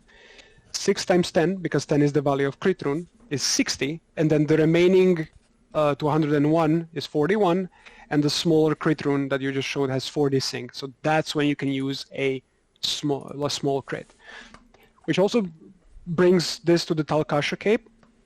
So you can use the small rune to go from 3 to 4, right? Because 3 critical hit is 30, plus 40 is 70, and that's when the transfer is valuable, when it can land, right? When it's allowed to be used. Why you cannot make 30? Why you cannot make 3% crit to 5% crit is because the 2% trans critical rune is 80 sync. So you can only use it when you have 20 or less sync, which equals either 0, 1, or 2% crit. So it's going to bring 2% crit to 4%. And you can literally not achieve 5% crit with trans runes. This is why this item at 5% crit is super valuable, because the only way to reach it is by using a range drop or just getting lucky. And it also has to do with the 30 critical damage being hard to manage together with all the other stats on it, on a range sync. It's a challenging item. Okay, another question from Ninja Tuna. Let's say you wanted a only 4% crit on a Talakasha Cape. Would you personally go for a trans rune or try to Overmage? Again, depends. Depends on the different things, on like your build and what you are trying to achieve. If you really need that 1% crit, then it's probably cheaper to use the range sync to bring the stats and focus on all the other stats to be perfect, and then use the trans crit rune because it just has a 100% chance to crit, rather than overmaging it. But on the other hand, usually when you're at the point where you're deciding if you want to crit, you have a range drop anyway. So you most of the time you get one chance, so just take it, and if it doesn't land, use the track crit, the 100% rune. Yep. You will probably, before you can apply the track crit rune, have one, if not more, chances to do it. You would have to be considered extremely unlucky if you didn't have a chance to try and overmage 1% crit on it. Yeah. Okay. That's as far as we go for crit for trans runes. Any other questions pending around in chat, or we'll do a live brisage and some other mages to just go through some thought processes with you guys to see what a way to think, and then after that we'll have at the end of the stream we'll have a small raffle of the people who are still watching the stream and who have been here for the entire time. We'll have a small raffle, and the winner will have a chance to have to make a desire to make an order for an item to be maged for them, as long as the item is within a reasonable price range to mage, and we don't say I want a 2% Alkasha cape, for example. That we're not going to be doing that, but we'll be maging an item for you if you win the raffle completely for free. And just an example, if you get me as the mage, expect items like this, I'm afraid. Sorry.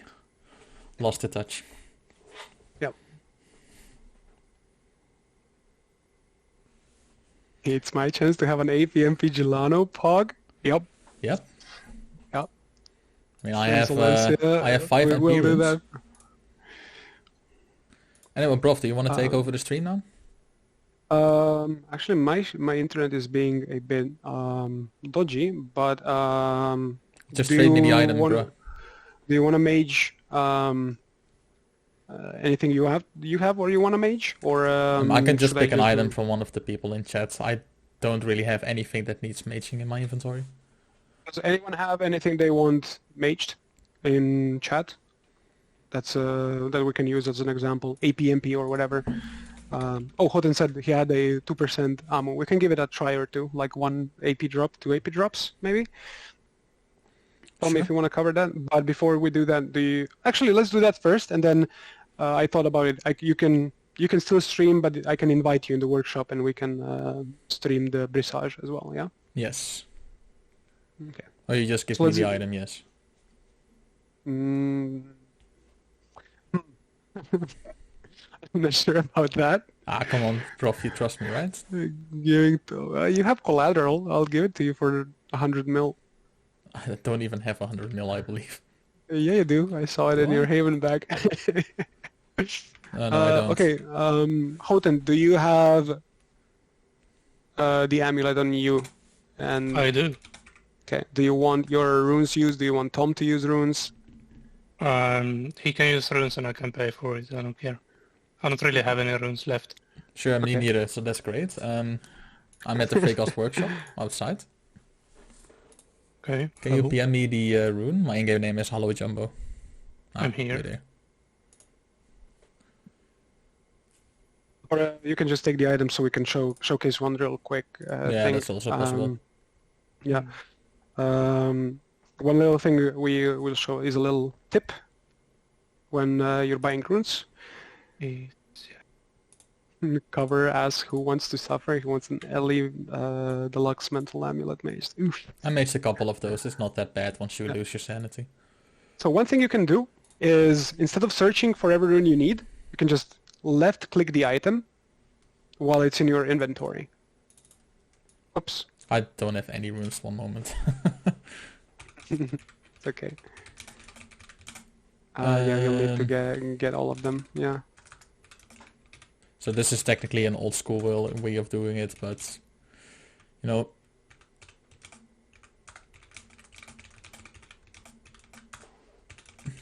About 50 of each should be enough for a couple of tries, but yeah, you would need to write them down. But what you can do here is, wait, Tom, switch to equipment and click the amulet, yeah. if you click it, it also shows all runes. Yeah, that's how you would start buying runes. But And also, This is the also same possible thing, if you have an inventory full of runes. So let's say this is a house chest or something. You can just right click, show associated runes, and grab all the ones that you need. Just some quality of life tips there.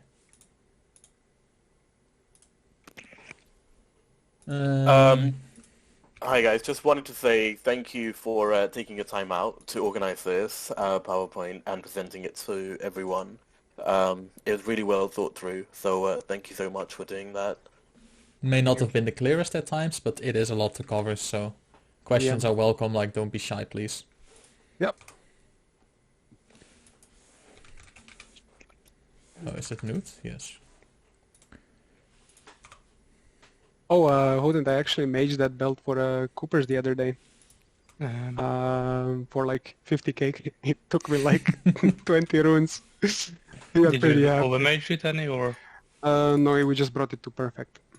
I see. What did you need on it? I assume percent crate, right? Yeah, I've been trying to get 1 or 2% overmage. That is hard with the summons only. It is possible, Mhm. but it is hard. Yeah, Yeah. What did you need on this Uh, amulet, actually? 2% spell. 2% spell. Man, really driving my costs up the wall. While you're doing that, let me just add people to the wheel for the ending while you're streaming this 1 or 2 attempts. Yeah, how many spell damage do you think I need? 10 should be fine. There we go. Yeah. Feeling lucky. Okay. Yeah, this is also being recorded on my side locally, so the laggy parts should be gone. If I have checked the recording and edited some stuff out, that's maybe not for other stuff. So yeah, basically on this mage, what I'm gonna be doing, keeping the stats close to max, and we're gonna be waiting on on an AP drop. Yeah. You want to Oh, that's explain a some bad of the drop. things you're doing? So yeah, right now we have an AP drop, but because I used Wisdom to drop it in this case, it's a bit of an unusable drop because Okay, actually, before you continue, let's have a little side thing. Who here can calculate how much sync we have left as of the AP drop? That way we have people engaging. Also bear in mind, 4 lines above the AP drop is another plus sync, so take that in consideration when you're doing your calculation. I'll be sharing a... actually, Tom, do you have it handy? Just to send it in chat so people have the sync values of runes if they need to. We'll give I'm it pretty like, sure I already sent it up here. have just- you? It was one of the first messages that I sent here. No, Yep, it's it is here. gone. There it It is. is? Oh, okay. Yeah, you're right. It was the Reddit post. Yeah, so feel free to open that link, and whoever wants to answer, by all means, just type it down in chat. I'll calculate it myself real quickly. Let's see. Oh, yeah, Bear. Thanks, Hodent. This is also a great example of the vitality and thinking about how to handle that. Possibly possible that we don't have enough sync though. If we're really lucky, we get to see a little stat swappy action. Pretty good, Tom, I must say. I have a lot of sync. We actually have a lot, right? Yeah. But let me not Okay, Philip type says the answer. 65. Let me not type the answer in chat. Yeah. Don't type it in chat. Just have it ready. Okay, so pockets, good guess, but I don't believe that half syncs are possible. They are, but it's just because math has to be fixed in the game, but yeah. Yeah, always round down. 3 fit would technically be 0.6. Yeah. But Usually when you have like -3 fit, you would round it down. and would Filippo round was it, very close with the 91, but did not consider the free sync we got up here. Yeah. So technically we have 92 sync right now. 92, I'll post the math on it real quick. I can do it live, honestly. I can put it here. Also, I'll explain while you can continue explain what you're doing. yes, so what we now have, we have 92 sync to fix the stats that are missing, that are needed, and we need to fix the vitality, honestly, but only if sync's left. Strength needs to be fixed, earth damage, resistance, and MP reduction and critical damage. First things first, to look at the stats, I'm gonna be fixing the fire resist first. No, the strength first, because it needs an overmage to be fixed. Technically, you can use the pass to fix this to 69, and then +10, but you're outside of the effective rune range. So I'm gonna be using +10s and overmage it. And there goes all the sync. Scuffed attempt. I don't even think that we're gonna be using this. Nope. Nope. So we lost all the sync there on a gamble. Yep. Happens. Can happen, yep. In theory, Just land, bro. just click, yes. So in theory what would have happened here was the strength would have been fixed to 83. Would have dropped it using a prospecting. So it is perfectly fixed to 80, and after that we should have had about 60 sync left to fix the rest of the stats, which would have been fine, but you know, sometimes you didn't pay your due to the Echo Flip God, and you know, it happens. So the entire process of maging is just that, you just wait for the sync drop or until the item is perfect and you can attempt it without sync drop. Question is, did you Do you try to get a drop again to fix this? No, because the general rule in maging is if you spam enough runes, you'll have more successes than losses, so the stats will naturally creep up again. You don't need a drop to fix an item, so to say. Oh, this is a good one to show, by the way, with the 60 with this one. One trick that we did not show is spot rune. Spot runes are special in that they have 2.5 sync. Not a whole number. 2.5 sync will always, without exception, drop 13 vitality. Always. I am hoping to show this right now. So we have 413 vitality. Technically we have sync, but Overmage fight stats take priority over sync. So this should drop it perfectly to 400. Always, all the time, guaranteed. That's another one for you guys to write down. When you have 13 vit, pods is the savior. The only reason you use that rune. Yes. The only reason why that rune hasn't gone extinct. Yeah. Also, you can hide lines that you don't need. But Yeah, also, I don't know if we specified or not, but Tom has advanced mode activated, which means you can just click runes in the interface and they will immediately apply. Otherwise, you would have to input the rune, click combine, and it takes I can make time. this excruciating. Look at this. No, please don't. No more. No more. Oh, we have another drop. Let's go. Okay, so this is... do we have any plus sync? No, we don't. This is... minus 10 plus 4. Yeah, another question from a friend, from a person in chat, is what does combine all button do? It does exactly what it says. It combines all. Yeah. So we might get to show it soon. Actually. it does this. Depends on how. Wait 1 second. It's lagging a little bit. It's lagging behind. It does this. It just applies all. Yeah, applies all the runes that you just give it in the. Wait, what the fuck? Okay. One moment. So this What ring the- cannot be exiled. Can it? Why does it not show? This Oh, is wow, discover. this is something new to us. Yeah. Yeah, Usually I've an never exo actually would show up in imagined here. a wedding ring, yeah. It's a wedding ring, maybe that's why. Yeah, this is strange. Like it doesn't stack anymore, but that's a first. Okay, that's off topic though.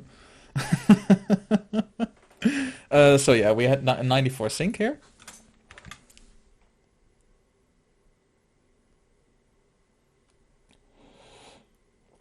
Let me just fix this up Let me quickly. see. Well, I'll see what. Yeah, so first the one that needs an Overmage. Oh, that's a good one. That's a nice one. So we have 84 sync left. And now I need an initiative rune to fix this. And maybe get an extra sync, or I can use strength, but that is no chance of going on. So yeah, this is a way to smuggle sync sometimes. Initiative runes. And there's a lot that we didn't cover, Broff. It's impossible to cover it all. So yeah, you can use initiative 1 sync to drop it. And if you're lucky, you get the 10 initiative back as a line, and that's worth 1 sync. So you don't lose anything. But yeah. Hotent, what kind of wisdom do you need on this item? Anything over 20, I guess. I am perfectly over 20. Yeah, 42 is more than enough. I don't really care. I am a big fan of doing critical last. So that is -4 for the lock. We got the crit for free, -20 for 2 times crits. And that's a nice round 60 that we have here. Yep. And Also, one thing to note, while making spell damage items, when we mage them, it's usually better to land 1% first, then click the AP, and then use the rest of the sync that you calculate to try and hit a 2%, because it needs to crit. It cannot use sync. So it's usually better to just land a 1%, click AP, and then use the rest. But for this example, you can... it's also more risky, but yeah. will we get the Gamba? Mage, we get it Oh, live on stream. live on stream. Let's go. I will be overriding this Hoten, just so you know. Sure. Live on stream. Aw. How much do you have left? Oh, just one try. We can try again. Or do you want to keep this like this? No, I'll keep trying. I already have a amulet with 1% spell damage. so- Also, well, yeah, what Tom is saying here, when you already reach the Overmage at 1% and you're gonna go for 2%, if you're down to keep trying, if you're not satisfied, you can just click again here and hope for a crit. Imagine one time.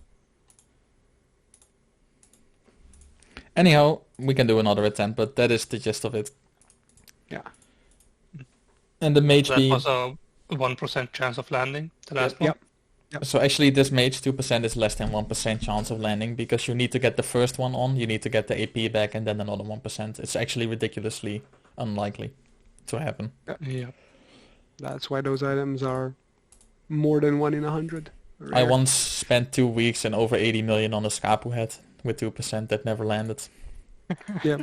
And then I remember that you did that, and then the other guy, Duplicious, just decides and does it in like 10 runes. Yeah, that kind of bumped me out of maging for a while. It's kind of sad. I don't have a 2 sync rune. Also, it's important, if RNG is not on your side, please take a break. Don't stress yourself over it. I once really hurt my hand smashing my desk out of frustration. Also, we didn't explain if the what you just did there for a second is when we talk about stat swaps. For example, Tom right there had 409 vitality, so you want to use a 2 sync rune because 2 vitality is 10 vitality is 2 sync, but the item doesn't have a 2 sync rune on it. Like you could use +1 strength or whatever, but it's not going to land. So what we usually do is we have some spare runes in our inventory. We have +10 initiative, which is 1 sync, and usually we have like flat resistances like pushback res or air resistance or something like that. So for example, what Tom could have done in that moment, in that instance, when he had 409 vitality, was either use +10 initiative twice to drop the vitality to 399, or he could have used a pushback resistance rune or any flat resistance rune to bring it down by 10 vitality, again, to bring it to 399. And why that's important is because then you'll have some free sync left over on the pushback damage, pushback resistance, or the initiative. If it lands on the item, it's free sync, so why not take it, right? We actually arrived at a really good attempt here. So the stats are basically fixed. We have 7 attempts plus 10 sync. But the 10 sync cannot be used to the end goal. So in this case I'm going to use it to increase strength a bit. Yeah, that's what I was going to say. Maybe we try and use the 10 on the strength, yeah. And luck is not on our side here. So actually I don't have enough spell damage runes, but we'll see. It's 1, that's 2. Lucky, we have 5 left. And that's the other option that can happen. The AP can just fail and, well, knock it off in this case. That's one example of maging, exo-maging in this case. Yep. That was 2 attempts. I guess I can give this back now. Yeah. And I'll do a live presage then, I guess, and then we'll unless you want me Chev, to you hold the feel- item? Or I'll just invite you in the thing. Actually, I can Wait. give you the money if you want the nah, insurance. it's okay. I mean, I can mage an item if someone wants.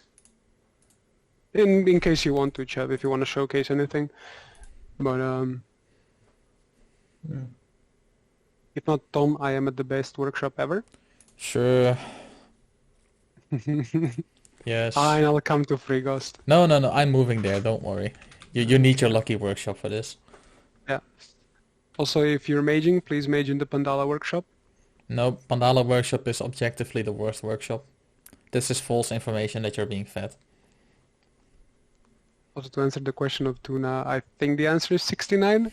The funny number, I think. Can someone, either Chev or Tom, double check the screenshot he posted in Chill? Is it 69 sync when the AP dropped, or am I wrong?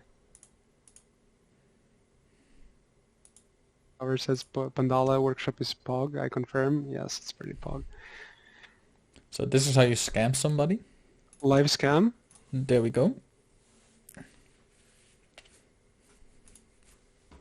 Okay, so we hinted at it already, but Broff prepared something really nice for you all to see.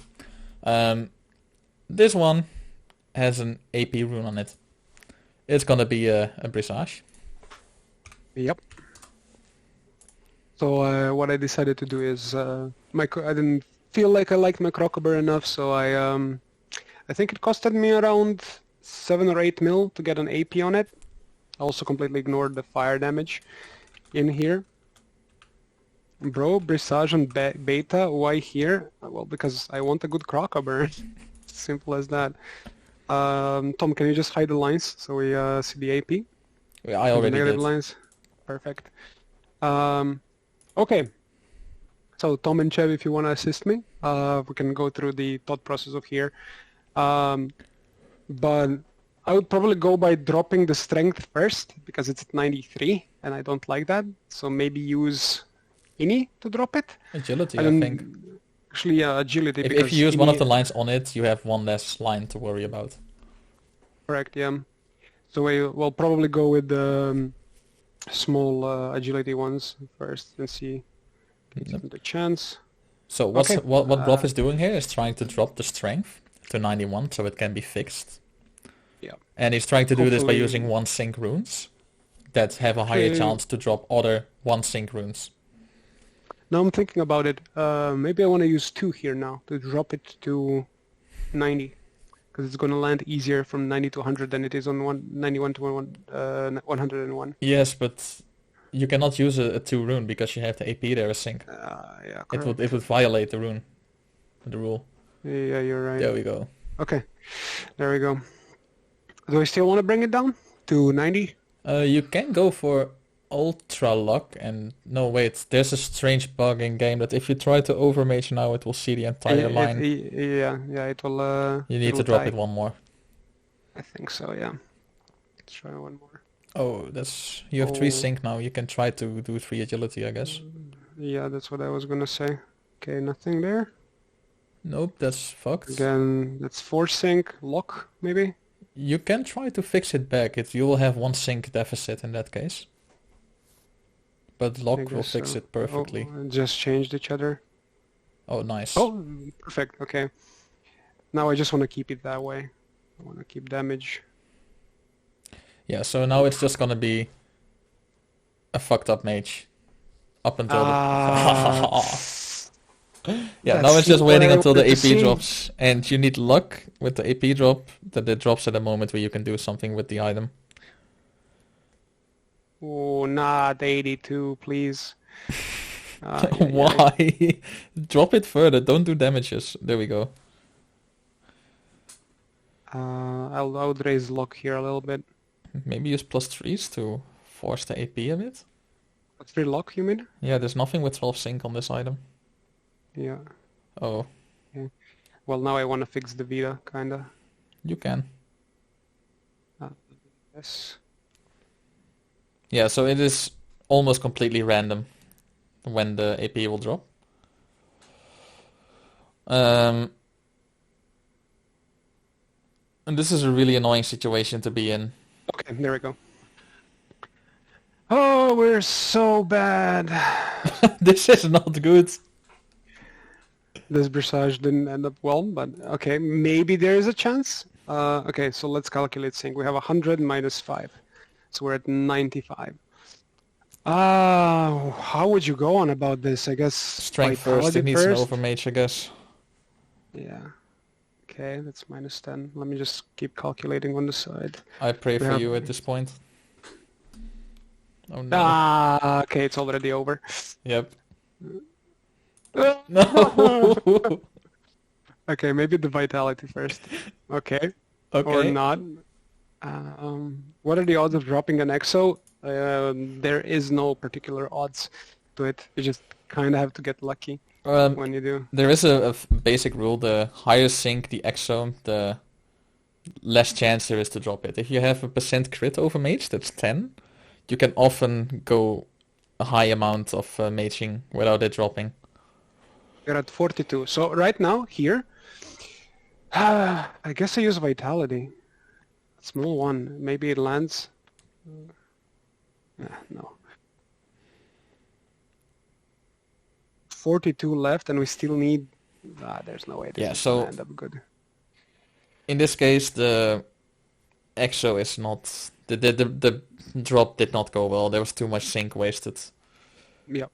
We're at 42, and we have like 80 sync that we need to land, way more.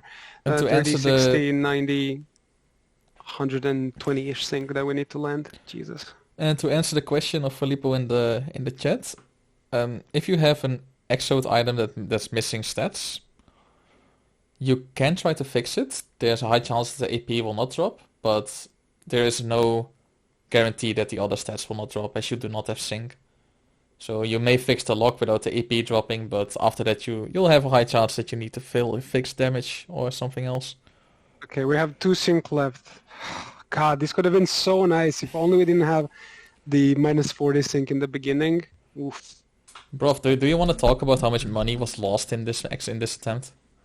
I think it took me like 10 or so mil to just get the AP on, and then the stats are gonna end up being garbage anyway. So yeah, don't do Brisage unless you really you need to get really lucky to do it, is my answer to that. I mean, I like this one, except the damages and the vitality is a bit low, so I guess now we start losing stats again. Yeah. I mean, just plop another AP on it, easy. If you do the double Brisage, that's where men are made. Yeah, so this is the small road to insanity. They saw Broff dropping the 10 vitality using a 2 sync rune, by the way. You saw me waste 10 mil? Yes. Small change. I mean, the average IL member has to have 500 million, no? Yeah, true. Okay, I'll just crit 20 times in a row right now and fix it. Wait. Anyhow, while Broff is doing this, does anybody in the chat actually need their item maged? Because maybe good for another example, just post it in the chat here. 2 or 3% res. Just normal resistance cover, like percent res. I can attempt that. Also, one thing that we now just wanted to cover. When you're calculating sync, you see in the second line, Tom, if you hover over it, where I use the Raw Strength rune. It's very important to know that here I used +10 strength, so you still calculate the sync as if the 10 strength was being used. So bear in mind you calculate the rune that's used, not the amount that landed on the item. Yeah, just a quick tip. So Convers has another item that will demonstrate a normal percent res exo. So I will give you back the item, Broff. Okay, is he gonna do it? No Brisage needed. No, it's... I have mage these without Brisage. 69 karma for that, bro. Thank you. I was feel happier now. Just 9 point something mil to go. The Escover. Unlucky, I guess. Oh wait, do you have runes on you? That doesn't look like cover, I mean.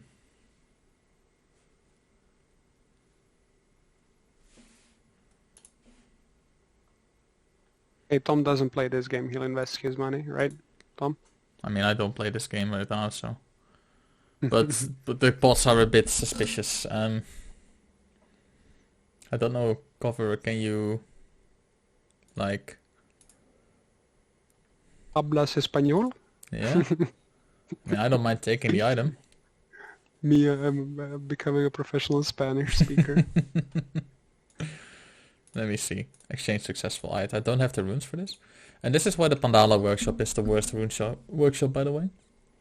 You need to go up another level. Don't listen to Tom, he's coping hard. I am always coping. But this item actually has initiative, or no? God, look what I made. It's a mess. Holy crap. For those that will see it on stream, this is... I tried to fix the brisage, but it didn't end up looking the nicest. But, yeah. Oh, Tom, you need to switch your chat. Because Private? the message didn't arrive. I sent it to you in the game. Yeah. Well, cover, if you have runes, then it's very simple, like, just come upstairs. Show the people the mess I've made. Oof. Yeah, just laugh at him. I give back the heads, I'll just invite you to the workshop. Want to increase the strength of it though, so I'm gonna keep going. But yeah, let me just